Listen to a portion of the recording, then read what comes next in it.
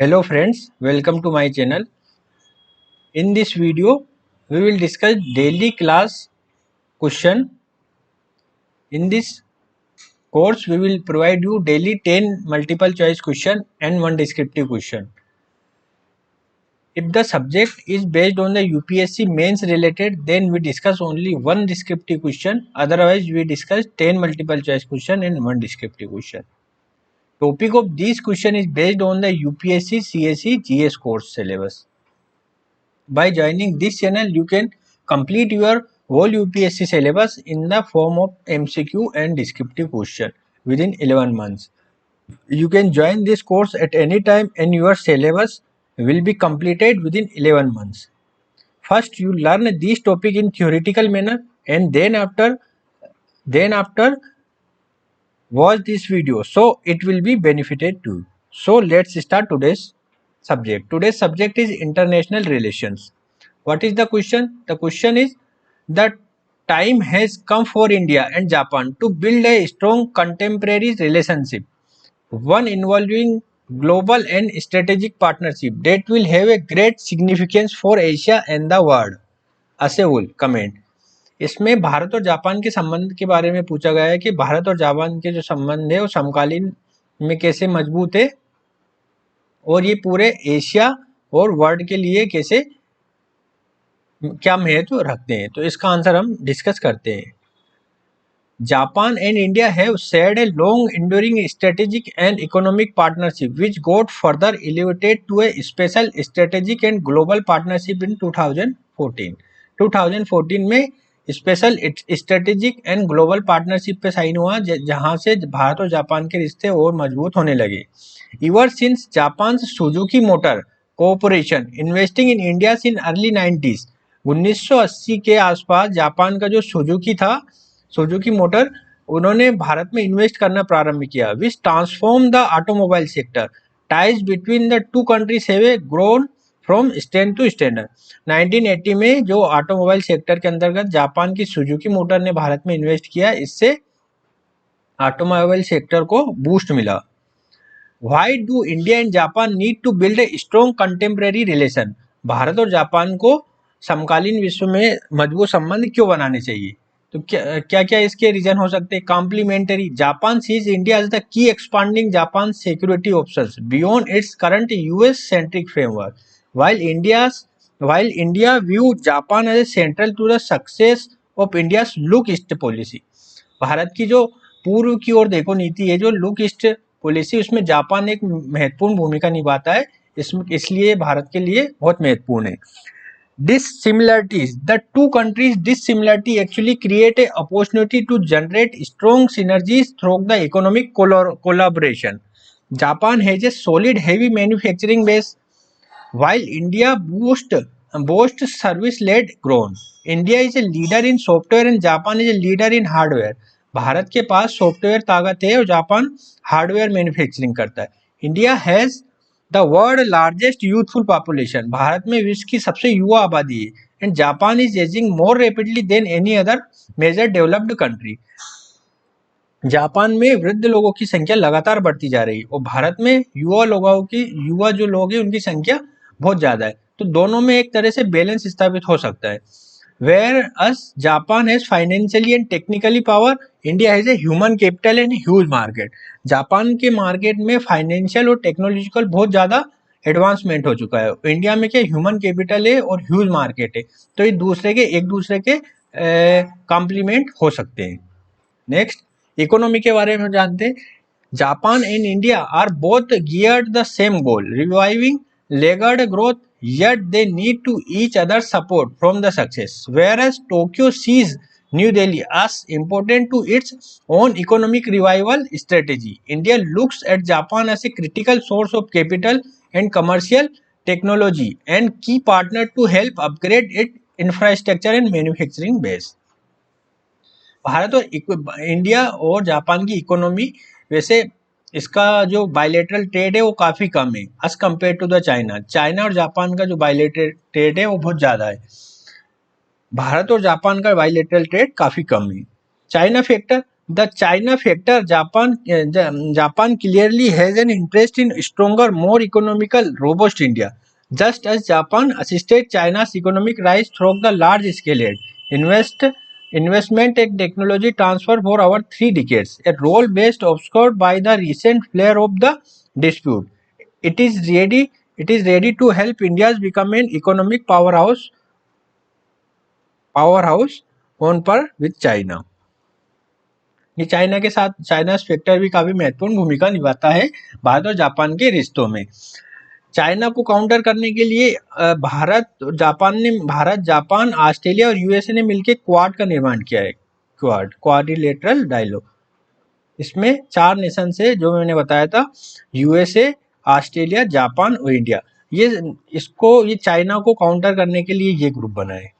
ठीक है, इंडिया और जापान G4 नेशन, G4 एक ग्रुप है, उसके भी मेंबर है। G4 में कौन कौन है? इंडिया, जापान, ब्राजील और जर्मनी। ये क्या चाहते हैं? ये यूनाइटेड नेशंस के सिक्योरिटी काउंसिल में रिफॉर्म के पक्षधर है। ये G4 और इसके अपोजिट में एक कॉफी क्लब बना है। कॉफी क्लब में जैसे पाकिस्तान है और अन्य नेशन है, वो ये पाकिस्तान है और इटली है, ये नेशंस ये चाहते हैं कि इसमें यूएनएससी में रिफॉर्म ना हो। ये ठीक है, तो एक तरह से G4 का अपोजिट कॉफी क्लब कहलाता है। Next, what will be the significance of the relationship between Asia and the world as a whole? Bharat और जापान के बीच में एशिया और वर्ल्ड लेवल पर क्या क्या बेनिफिट या क्या क्या उसका महत्व है? Countering Chinese assertion, China has become increasingly assertive in the bilateral and regional relations, opening multiple fronts of competitive and challenging us seeks to intimidate and exhaust any resistance into the passive acquiescence if not outright submission. China का assertion क्या है? China बहुत सारे देशों को ऋण दे रहा है ना, डेप्थ ट्रैप में फंसा रहा है ना, डेप्थ ट्रैप में फंसा रहा है चाइना से। जैसे श्रीलंका का हम्बन टोटा इसने खरीद रखा है और अन्य देशों में इसने मिलिट्री बेस भी बना रखे। इससे ये इस भारत और जापान के अगर स्ट्रॉन्ग टाई रहेंगे तो इसको अपन चाइना को काउंटर कर सकते हैं। Of all the Asian countries, India and Japan are the best placed to withstand China's pressure and provide cover for the other Asian countries and also resist. अन्य एशियाई देशों को भारत और जापान मिलकर सहायता दे सकते हैं। The economic development of the Asia and Africa. They have also teamed up the pool for the comparative and locational advancement to launch their own Asia Africa Growth Corridor. ये मैंने आपको भारत और अफ्रीका का एक वीडियो बनाया था, Bharat Africa संबंध, उसमें भी ये बताया था कि एशिया अफ्रीका ग्रोथ कॉरिडोर बना रहा है। किसको काउंटर करने के लिए? जो चाइना का BRI है, बेल्ट इन रोड इनिशिएटिव जो है, इसके लिए भारत ने एशिया अफ्रीका ग्रोथ कॉरिडोर को प्रपोज किया है। तो ये एक वैश्विक स्तर पर भारत जापान की कच्ची पहल है। क्वाड अभी इसके बारे में बताया। ऐसे रेशनल है of value-oriented foreign policy based on universal values like democracy, the rule of law, respect for human rights, and so on, gained traction. India has been accorded space in Japan's value-based foreign policy framework, including arc of freedom and prosperity, confluence of the two seas, quadrilateral initiative, and subsequent Asia's democratic security diamonds. ये quad के बारे में बताया था मैंने, China को counter करने के लिए क्वाड का निर्माण कर रखा है। What should be the focus of the India Japan relations? Bharat और जापान के रिलेशंस में क्या क्या अपने को फोकस करना चाहिए? जैसे मैंने अभी बताया, सबसे बड़ा फोकस तो होता है इकोनॉमिक रूप से अपन एक दूसरे के काफी दूर है। बायलैटरल ट्रेड भारत और जापान का बहुत कम है, इसको बढ़ाया जाना चाहिए। और भी बहुत सारे जो अपन देखते हैं one by one. The India Japan relation are to counter China's influence in the Indian Ocean and the South China Sea, but now countries should go beyond the counting China. Bharat Japan के संबंध में China को तो counter करना है, इससे भी आगे के बारे में अपने को सोचना है। तो वो क्या क्या हो सकता है? हैविंग मेड दिस लेप, it is imperative that India and Japan also look beyond their lofty geopolitical aims at the more basic aspect of the bilateral engagement, synergizing their resources and capabilities and ensuring the efficient implementation of the joint project will be critical. as the Indo-Pacific construct assumes greater space in policy design given its geopolitical and strategic dimensions. It is imperative for both India and Japan to engage in the forward thinking to accomplish the full potential of the special strategic and global partnership. India and Japan must coordinate and cooperate on the connectivity project in South Asian neighbors, including Sri Lanka, Bangladesh, even Myanmar. इनके साथ भारत और Japan मिलकर connectivity को बढ़ावा दे सकते हैं इन देशों के साथ, श्रीलंका, बांग्लादेश और म्यांमार जैसे देशों के साथ. India and Japan will benefit by exploring the potential for joint project in Africa, including in the countries like Nigeria, Mozambique, Angola और अन्य, given common energy interest. Bharat Japan इसमें भी, इन चीजों में भी सहयोग कर सकते हैं. Close cooperation with a democratic India located midway along trade routes connecting East Asia and Middle East and Africa would be advantageous to Japan. ये जापान के लिए फायदेमंद हो सकता है. At the same time a technological deficient India has much to gain from the relationship with the country like Japan.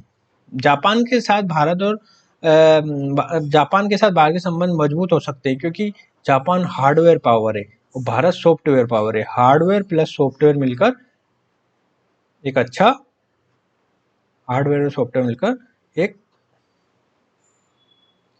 एक मतलब अच्छे मजबूत ढांचे का निर्माण किया जा सकता है.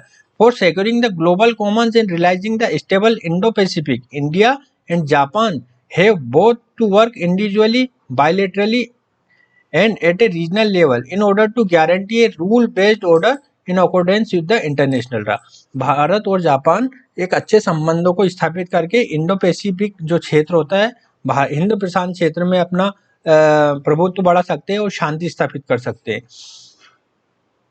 और ये नियम आधारित विश्व, रूल बेस्ड और नियम आधारित विश्व बनाने में भी मदद कर सकते हैं. सो फ्रेंड्स, आज का ये वीडियो यहीं समाप्त होता है. आपको अगर कोई क्वेरी हो तो आप डिस्क्रिप्शन बॉक्स में टाइप करके क्वेश्चन पूछ सकते हैं. Thank you so much.